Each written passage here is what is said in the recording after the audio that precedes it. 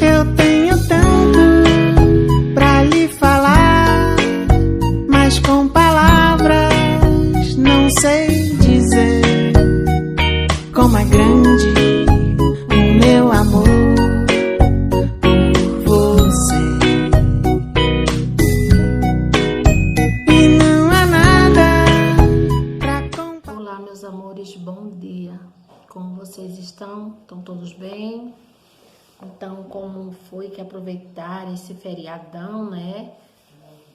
Os dias de folga, final de semana, imprensou a segunda-feira, né? Espero que vocês tenham aproveitado bastante. Bom, mas acabou agora o feriado e vamos começar a nossa aula. Então, hoje, como vocês já sabem, quinta-feira, tá? Hoje vamos para a gramática, certo? Gramática da página 58, para a gente dar continuidade onde paramos, tá bom? Então, vamos para a gramática. Página 58, gênero do substantivo. Então, a gente vai ler esse pequeno texto e depois eu vou explicar para vocês o que significa gênero do substantivo. Leia o texto. Menino brinca de boneca. Quando se é criança, as pessoas costumam dizer: menino e menina são diferentes. Menino é mais esperto, mais corajoso, mais inteligente, forte como o papai. Menina é mais obediente, mais sensível, mais comportada, boazinha como a mamãe. Então, vejam só, os substantivos podem variar em relação ao gênero em masculino ou feminino. Observe no texto as palavras menino e menina. Menina é um substantivo masculino, menina é um substantivo feminino. Então, o gênero do substantivo significa isso, é os gêneros masculinos e gênero feminino. Então, aqui vocês vão ver na página 58 alguns substantivos masculinos e também femininos. Então, eu vou lendo e vocês vão me acompanhando aí, tá certo? Masculino e feminino: aldeão, aldeã, ancião, anciã. Ateu, ateia, jabuti, jabota, barão, baronesa, costureiro, costureira,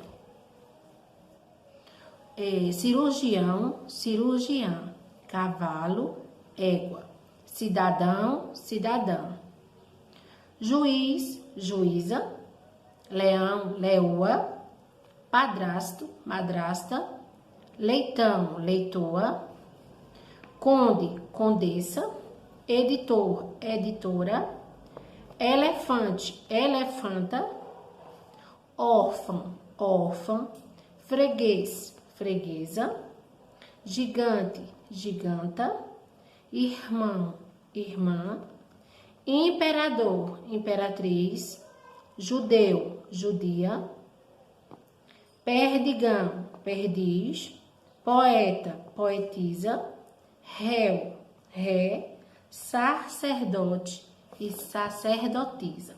Então, aqui que a gente acabou de ler são alguns substantivos masculino e também feminino. Então, gênero significa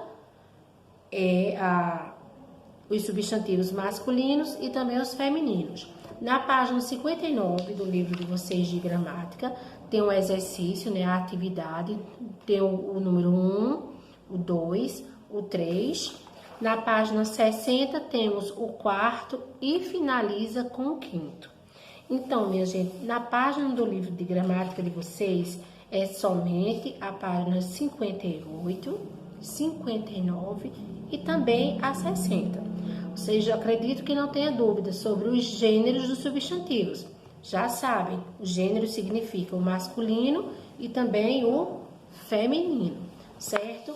Agora que finalizamos nossa gramática, eu quero que vocês peguem o livro de ciências. Coloque na página 53. Então, deixe já aberto, né, na página 53, onde vamos ler um grande texto sobre a reprodução dos animais. Então, eu espero que vocês me acompanhem na leitura, porque é bastante assunto. Vamos lá?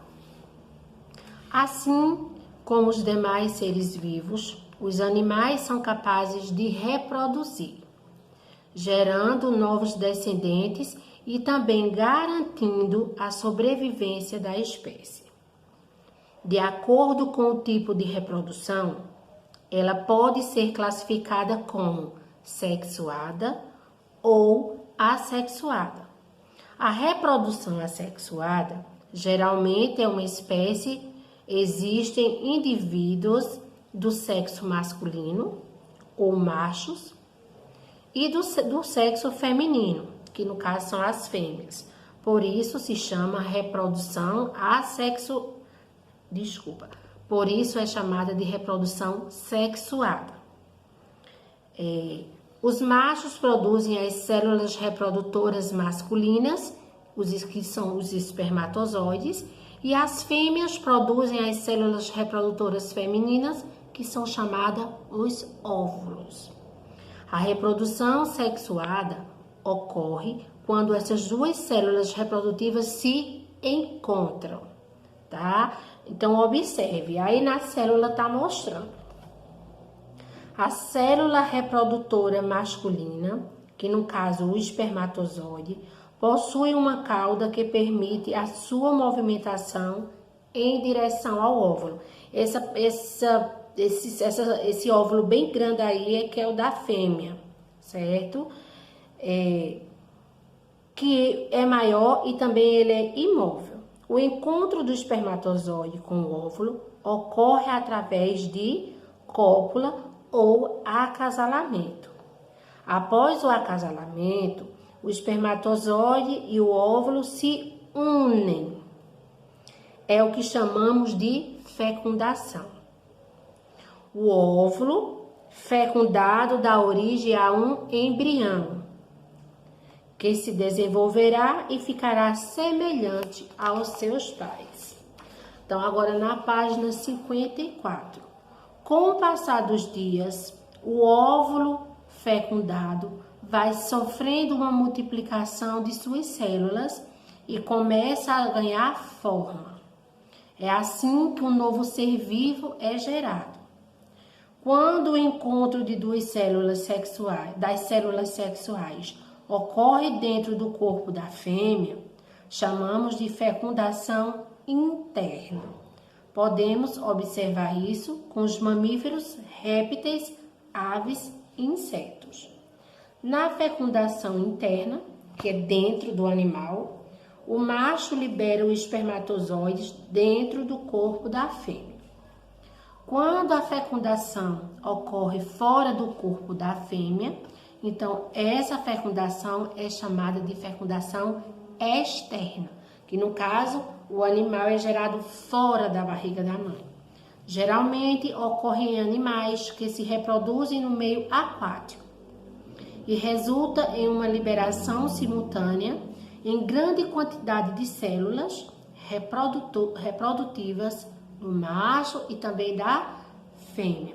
Então aí vemos o macho, a fêmea, temos aqui mostrando os espermatozoides, os óvulos, que é da sapa, né? O ovo fecundado e depois o girino, que é o sapinho bebezinho. Então, os anfíbios, como o sapo e a rã, e várias espécies de peixes, são exemplos de animais que possuem fecundação externa. Quer dizer, todos os filhos desses insetos, desses animais, são reproduzidos fora do corpo da mãe. Na página 55, os embriões, dependendo da espécie, podem se desenvolver dentro ou fora da barriga da mãe. Observe esses animais aí. como é a forma de desenvolvimento de cada filhote mostrado acima. Os animais que se desenvolvem dentro da barriga da mãe são classificados como vivíparos. Nas espécies vivíparas, é a mãe que supre todas as necessidades de desenvolvimento do filhote. Essa forma de desenvolvimento existe na maioria dos mamíferos, em alguns peixes e também répteis e insetos. Os que se desenvolvem fora do corpo da mãe são os ovíparos. Eles recebem essa denominação porque o seu desenvolvimento ocorre dentro de um ovo, como da galinha, do pato, do ganso, do peru, né?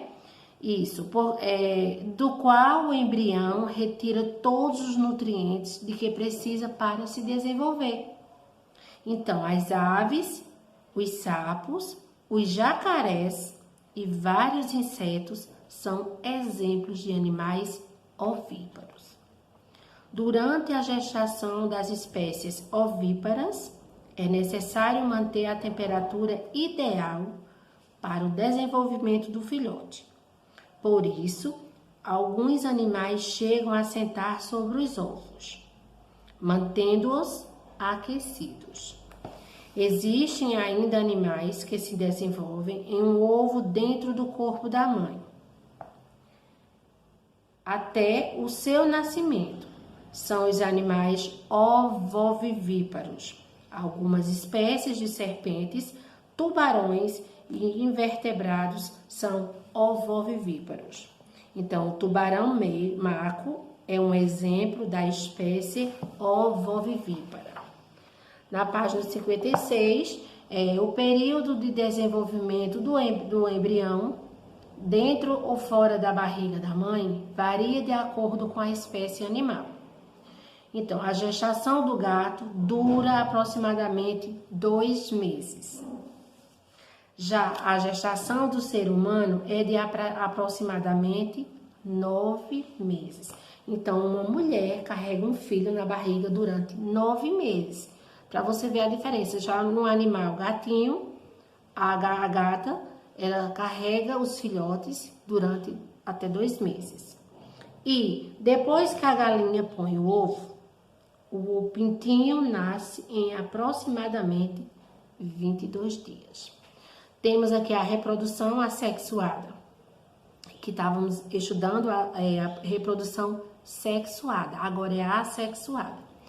Na reprodução assexuada, não ocorre a junção das células reprodutivas, no caso nem a do macho nem a da fêmea. Então, o que é que acontece? Os animais possuem a capacidade de dar origem a um novo ser sem a participação de outro indivíduo da mesma espécie. Não há acasalamento nem fecundação nesses casos. Observe. Então, temos aí uma estrela do mar, né? Olha, então, a estrela do mar já é uma reprodução assexuada. As estrelas do mar são capazes de dar origem a um novo indivíduo com as mesmas características. A partir de uma parte do seu corpo que for cortada, o que é que acontece? Os pedaços fragmentados crescem, tomando a forma de um indivíduo normal. Então, não é porque você vê uma estrela do mar, corta as partes dela e pensa que ela morreu. Não. Dali, aquelas partes que estão cortadas, elas vão crescer e vão dar origem a outra nova estrela do mar. Então, alguns animais, como as abelhas e também as formigas, conseguem se reproduzir sem ter a presença de um macho. Os ovos das fêmeas começam a se desenvolver sem haver fecundação. Esse tipo de reprodução assexuada é denominado partenogênese. Então, para vocês verem como é interessante essa reprodução assexuada, né? E também a reprodução sexuada, que é quando um animal macho mais um animal fêmea, né, se une e ali tem uma reprodução, tem uma fecundação. Então, na página 57 temos o exercício, né, as atividades, a 58 também, mas a 59. Então, minha gente, nossa atividade de ciência finaliza aqui na página 59, tá? E se Deus quiser, amanhã estaremos de volta. Então, vou finalizar nossa aula de hoje. Quero deixar um abraço para todos, viu? Um beijo para todo mundo, tá? E amanhã acabou a folguinha, não tem mais feriado, certo? Então, amanhã voltaremos. Beijos!